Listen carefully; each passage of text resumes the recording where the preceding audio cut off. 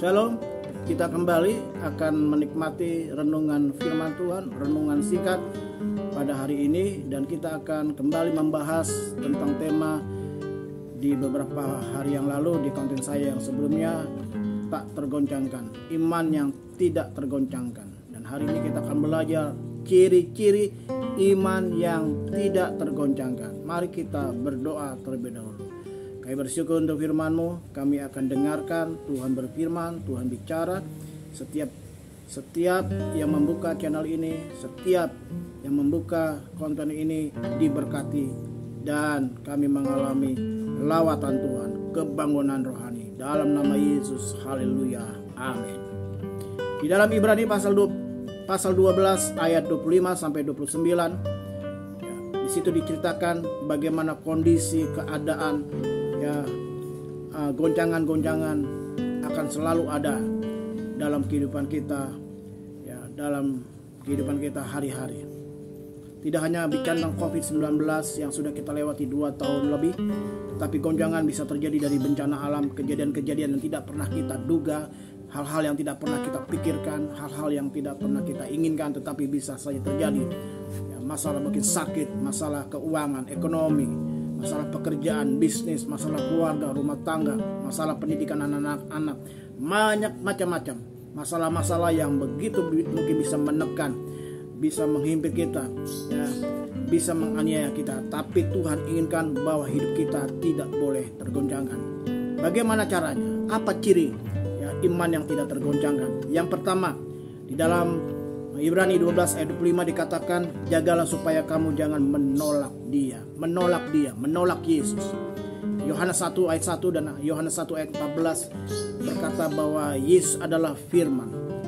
Jadi yang pertama, iman yang tidak tergoncangkan, cirinya adalah dia tidak menolak Yesus, tidak menolak firman. Ada berapa banyak orang Kristen tidak membutuhkan firman, menganggap firman itu sebagai kisah yang sudah usang, kisah turun temurun. Bahkan dikatakan, ada yang berkata hanya sekedar dongeng, tidak percaya tentang firman dan menolak firman yang disampaikan. Tapi saya ingin sampaikan kepada Bapak Ibu sekalian, dalam Roma pasal 10 ayat 17 di sana dikatakan iman timbul dari pendengaran akan firman Kristus. Jadi iman itu timbul, iman itu bisa kokoh, iman itu bisa kuat, iman itu tidak tergoyahkan adalah ketika dia dengar firman Tuhan. Ketika dia dengar firman Tuhan, maka iman itu timbul, dapat kekuatan baru. Oleh sebab itu, ketika firman itu disampaikan oleh siapapun yang menyampaikan, mari kita dengar baik-baik. Ada pesan Tuhan dan di dalamnya ada kekuatan yang membuat kita menjadi kuat, tidak tergoyahkan, karena iman timbul dari pendengaran akan firman Kristus. Perjalanan hidup kita ada perjalanan yang dilalui dengan dari iman kepada iman. Bagaimana kita bisa beriman kalau kita tidak mau dengar firman Tuhan? Bagaimana kita bisa beriman kalau kita tidak pernah buka Alkitab kita? Bagaimana kalau kita bisa beriman ketika firman disampaikan, khotbah disampaikan di gereja, kita tertidur pulas? Bagaimana iman itu timbul? Sedangkan ketika firman itu disampaikan, kita menutup telinga kita dan berkata kita tidak butuh firman Tuhan. Jadi yang pertama, ciri iman yang tidak tergoncangkan adalah pribadi yang tidak pernah menolak Yesus, yang tidak pernah menolak firman.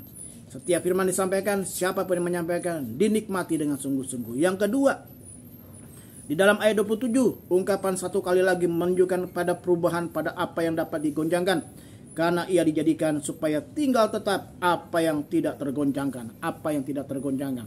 Kita sedang berada di kerajaan yang tidak tergoncangkan.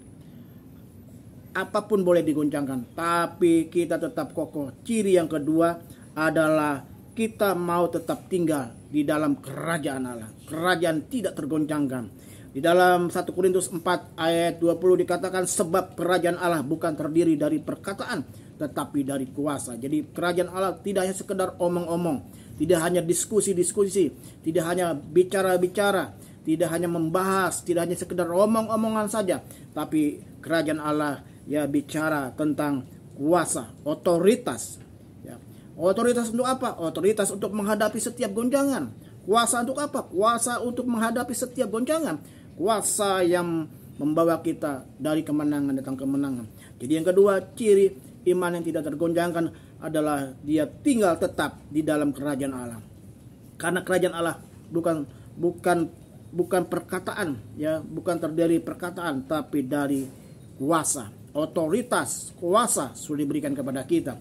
Jadi apapun masalah hidup kita yang membuat kita bisa tergoncangkan, itu akan tetap kita hadapi. Karena apa? Karena kita sudah punya kuasa, punya otoritas. Ya, kuasa di surga, kuasa di bumi sudah diberikan kepada Yesus, dan dia juga berikan kepada kita otoritas itu.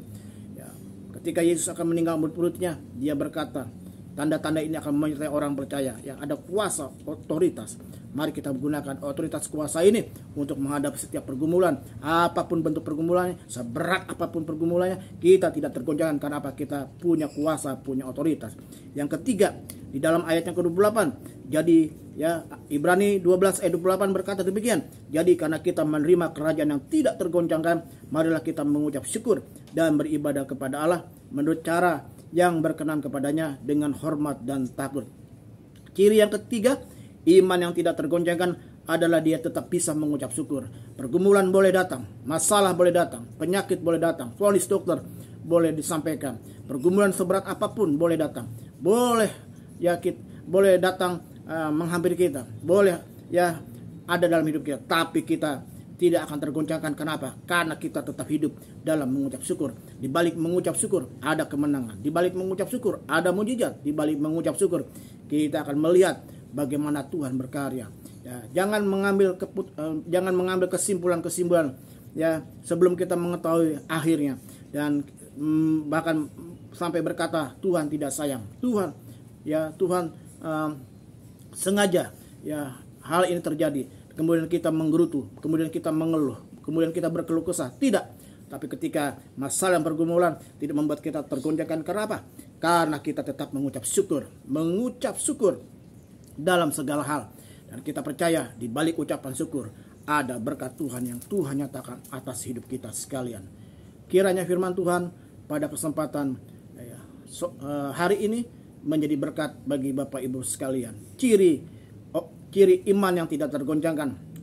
Kesimpulannya, satu, ya dia tidak pernah menolak Yesus, tidak pernah menolak firman. Hidup di dalam firman. Yang kedua, ya tetap tinggal dalam kerajaan Allah. Kerajaan Allah bukannya sekedar perkataan, tapi kerajaan Allah itu bicara tentang kuasa, otoritas. Kuasa dan otoritas sudah diberikan kepada kita.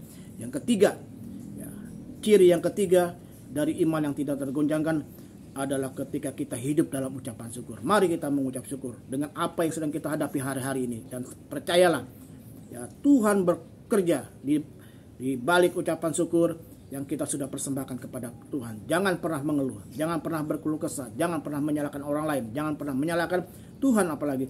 Jangan pernah menyalahkan gereja, jangan pernah menyalahkan gembalamu. Tapi mari belajar mengucap syukur. Jangan menyalahkan keadaanmu, tapi mari kita terus tetap mengucap syukur. Tuhan Yesus memberkati. Terima kasih untuk firman-Mu pada sore hari ini. Terima kasih, biarlah ini menjadi berkat bagi setiap mereka yang membuka, yang mendengarkan, yang menyaksikan channel ini, konten ini. Nama Tuhan dipermuliakan. Dalam nama Yesus, haleluya, amin. Salam, tetap semangat, dan jangan lupa untuk tetap bahagia.